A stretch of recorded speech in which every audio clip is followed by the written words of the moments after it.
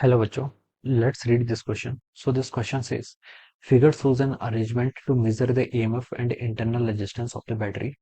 The voltmeter has a very high resistance and the ammeter also has some resistance. The voltmeter reads 1.52 volt when the switch is open. When the switch is closed, voltmeter reading drop to 1.45 volt and the ammeter reads 1 ampere. Find the EMF and the internal resistance of the battery. Battery का EMF और internal resistance क्या करना है, calculate करके बताना है. तो इस क्वेश्चन का की कॉन्सेप्ट आप देखिए बच्चों, बैटरी लिख लीजिए या फिर सेल लिख लीजिए. ठीक है, सेल. सेल में देखिए क्या क्या होता है. सेल में देखिए एक तो आपकी बैटरी है और उसका क्या इंटरनल रेजिस्टेंस है. ठीक है, इस फिगर को देखिए मैं ड्रॉ कर लेता हूँ.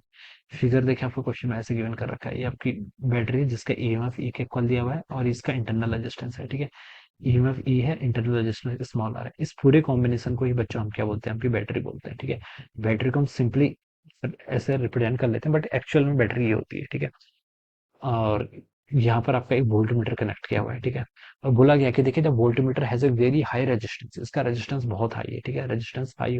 ठीक है, ठीक है. हाई रेजिस्टेंस होने का मतलब ये होता है बच्चों कि इससे आपके कोई करंट फ्लो नहीं करेगी. देखिए अगर इसका रेजिस्टेंस क्या होगा, बहुत हाई होगा, टेंडिंग टुवर्ड्स इन्फिनिटी अगर मैं एज्यूम कर लूँ, तो बच्चों देखिए यहाँ पर आपकी कोई करंट ही नहीं जानी चाहिए. ठीक है, अगर रेजिस्टेंस बहुत हाई है यानी कि करंट को ऑब्स्ट्रक्शन या फिर अपोज क्या है, अपोजिशन बहुत ज्यादा है, तो कोई करंट फ्लो नहीं करेगी. ठीक है, और यहाँ पर आपका देखिए नीचे ऐसा सर्किट दे रखा है.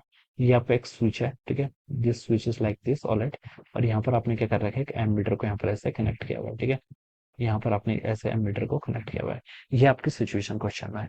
अब बोला गया देखिए, अरेंजमेंट क्या कर रहा है, measure the EMF and internal resistance of the battery. ठीक है, the voltmeter has a very high resistance and the ammeter also has some resistance. ठीक है, वोल्टमीटर का क्या है, रेजिस्टेंस बहुत हाई है और एमीटर के पास भी क्या है, कुछ ना कुछ रेजिस्टेंस है. The voltmeter reads 1.52 volt when the switch is open. ठीक है, जब स्विच आपका ओपन था, देखिए जब स्विच ओपन होगा तो इस वाली ब्रांच में करंट फ्लो करेगी नहीं करेगी. ठीक है, क्योंकि ये तो ओपन है, आई जीरो हो जाएगा. इसका रेजिस्टेंस बहुत हाई है ऊपर वाले रेजिस्टेंस का. ठीक है, तो देखिए यहाँ पर भी रेजिस्टेंस बहुत हाई है, इसको भी हम क्या बोलते हैं, ओपन सर्किट ही एज्यूम करेंगे. तो यहाँ पर भी आपकी कोई करंट फ्लो नहीं करेगी. समझ में आया. नीचे तो देखिए इसलिए नहीं करेगी क्योंकि नीचे आपका क्या है, सर्किट ओपन है, तो कोई करंट फ्लो नहीं करेगी. ऊपर वाले का रेजिस्टेंस बहुत हाई है.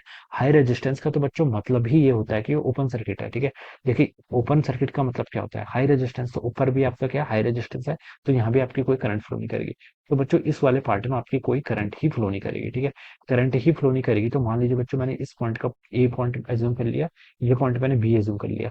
तो मैं अगर यहाँ पर बताऊं कि पोटेंशियल डिफरेंस कितना आ रहा है इन दोनों पॉइंट के बीच में, तो बच्चों कितना आएगा आपका, ई के इक्वल आ जाएगा. ठीक है, जैसे बैटरी का देखिए हम क्या लिखते हैं, ई माइनस आई आर लिखते हैं. This is the terminal voltage. ठीक है, करंट ही अगर आपकी जीरो है तो लिख सकता हूँ जो आपकी पोटेंशियल टर्मिनल पोटेंशियल डिफरेंस होगा वो तो उसके ईएमएफ के इक्वल हो जाएगा. ठीक है, और ये आपको गिवन कर रखा है कितना, 1.52 रीड यहाँ पर लिखा है ना. देखिए the voltmeter has a very high resistance and ammeter also has some resistance.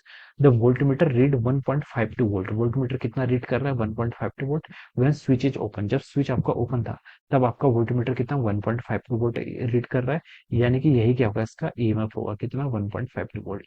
तो ये तो बच्चों आपने कैलकुलेट कर लिया. अब क्या बोल रखा है नेक्स्ट देखिए, when the switch is closed the voltmeter drops to 1.45 volt.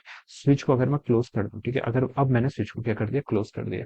अब मैं स्विच को क्लोज कर दूंगा तो अब यहाँ पर करंट जीरो होगी, ये नहीं होगा. ठीक है, अब स्विच को क्लोज कर दूंगा तो बच्चों देखिए एमीटर के पास भी कुछ रेजिस्टेंस है, तो यहाँ करंट फ्लो करेगी. ऊपर वाले में करंट फ्लो करेगी, बिल्कुल नहीं करेगी. क्यों नहीं करेगी, क्योंकि वहां तो इन्फाइनाइट रेजिस्टेंस है, वो अभी भी ऐसी है. ठीक है, लेकिन नीचे वाले में अब आपकी क्या करेगी, करंट फ्लो करने लग जाएगी. ठीक है, और अब बोल रखा है कि देखिए when the switch is close the voltmeter reading drop to 1.45. ठीक है, अब मान लीजिए यहाँ पर आई करंट क्या कर रही है, फ्लो कर रही है. ठीक है, आई करंट फ्लो कर रही है, तो अब बच्चों में यहाँ पर पोटेंशियल डिफरेंस कितना लिख सकता हूँ, देखिए ई माइनस आई आर. ठीक है, terminal potential difference E minus I R किसके इक्वल हो जाएगा, देखिए आपके यहाँ से 1.45 वोल्ट के इक्वल हो गया. कितना, 1.45 वोल्ट. ठीक है, इन दोनों पॉइंट्स के बीच का जो पोटेंशियल डिफरेंस है वही तो ये वोल्टमीटर कैलकुलेट करेगा. अब कितना हो गया, 1.45 वोल्ट के इक्वल. ठीक है, अब बच्चों देखिए ईएमएफ तो आपने कैलकुलेट कर लिया है. सेकंड पार्ट में उसने पूछा था इंटरनल रेजिस्टेंस.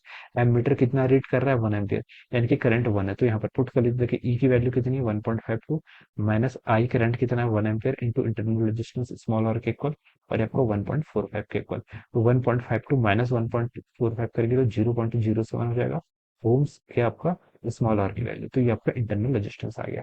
तो दो पार्ट हमसे क्वेश्चन में पूछे गए थे. पहले पार्ट में ईएमएफ पूछा गया था, वो कितना आपका 1.52 वोल्ट. सेकंड पार्ट में आपसे इंटरनल रेजिस्टेंस जिसकी वैल्यू हो जाएगी 0.07 ओम्स. ठीक है, तो ये बच्चों क्या हो जाएगा इस क्वेश्चन का आपका करेक्ट आंसर. राइट, इस तरीके से हम क्या करेंगे, इस क्वेश्चन को सॉल्व करेंगे. So I hope you all understood this concept. All the best and thank you so much.